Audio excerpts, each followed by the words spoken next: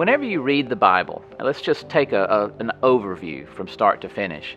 One of the things that we learn about the Old and New Testament, in fact, even why we call it Old and New Testament, is that we as Christians believe that the common thread throughout that entire sacred book is the fact that because of the fall of humanity, that God has made a way through covenants with Abraham and then another covenant with David, and then eventually the birth of his son Jesus, so that the world can be reconciled to him. And so we Christians, we read the Old Testament as God's preparing the way for the Messiah, for his son Jesus. And then, of course, the New Testament is the unfolding of that story, and where the church then is born and called to do something amazing by sharing that word with the world. When you think about, though, what is said in the Old Testament, it's that it's kind of risky if it's not true. Because you have all these prophets from Isaiah to Ezekiel to Daniel who are talking about the coming of the Messiah. We didn't say that the Old Testament was written because Jesus came and therefore we assume. No, the Old Testament was written to prepare the way for the Messiah. It is clear through their history books, through the poetry books, even in the Pentateuch, the first 5 books, you see the struggle of covenant and the fact that the people need something more than even the great leader Moses. And so as the Old Testament progresses, there are some 300 prophecies that are made about the Messiah. 300 prophecies. I want you to think about that. From Isaiah saying that he would be called Wonderful Counselor, the Prince of Peace, born in Bethlehem, that he would come to rent the difference between the church and the inside of the temple and the rest of the world, that he would die for us and that he would die for our sins. All of that is prophesied in the Old Testament in various ways, some 300 times. In the New Testament, Jesus fulfills every one of the prophecies. Now, I've thought back on this question, and the way that I would have approached it if I wasn't really a strong believer, if I was a skeptic, is I would say, well, they just created the story of Jesus to fill in the prophecies. Well, that is, I guess, one way that skeptics can look at that. But Josephus was a Jewish historian who lived about the same time as Jesus. And in his work, he testifies to the fact that there was a man brought in front of the high priest who was eventually killed by the Romans, named Jesus. Tacitus is a Roman historian about the same time. And guess what?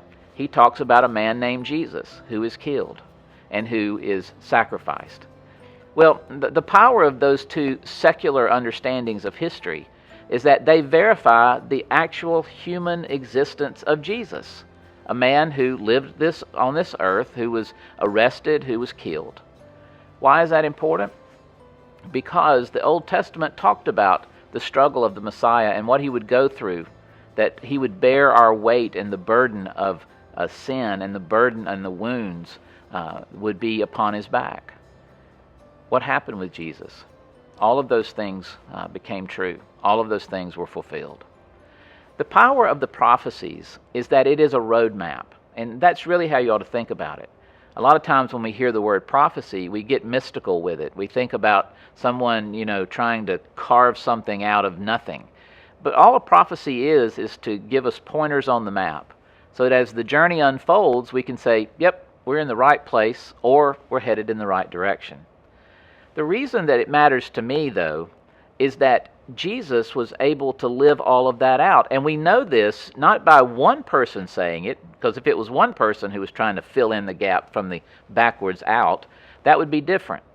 But what they did is 4 different gospel writers who wrote over a period of 50 years, who were not in the same places. Some of them, 2 of them, Matthew and John, were actual disciples of Jesus. Mark and Luke were not. They were second generation, getting their information from people like Peter and from the other disciples.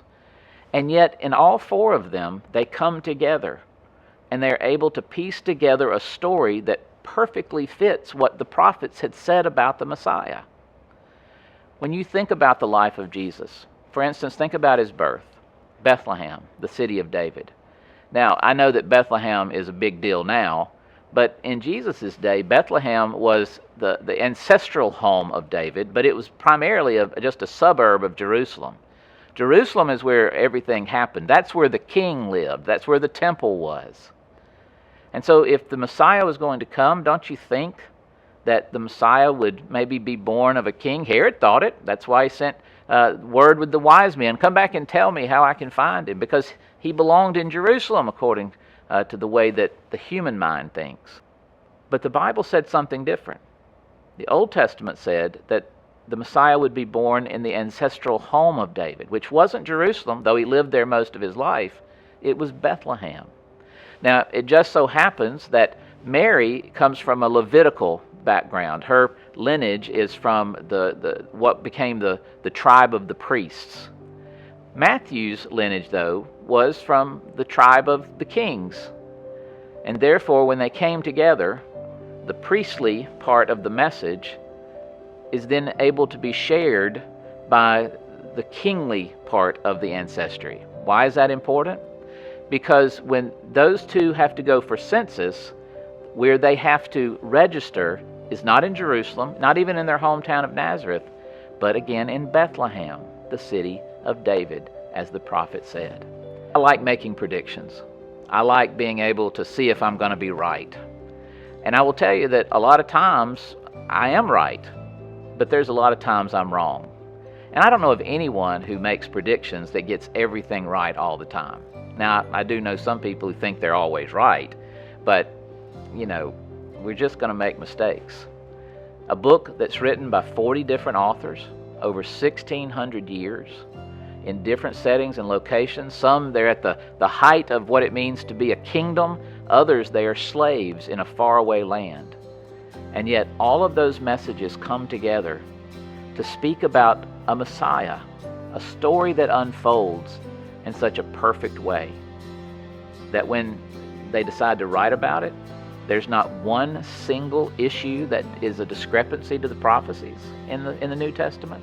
There's nothing that challenges what they understand about the prophecies. I could understand if they had maybe a different view of it, but that doesn't even happen when it comes to fulfilling the prophecies.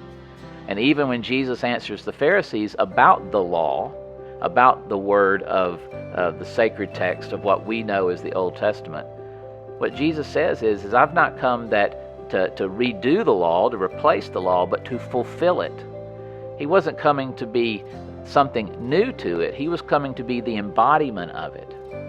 And there's a power in that, because it is able to justify and validate that what God has been saying from the very beginning, from 1,600 years before the birth of Jesus, that what you find is that the story is true.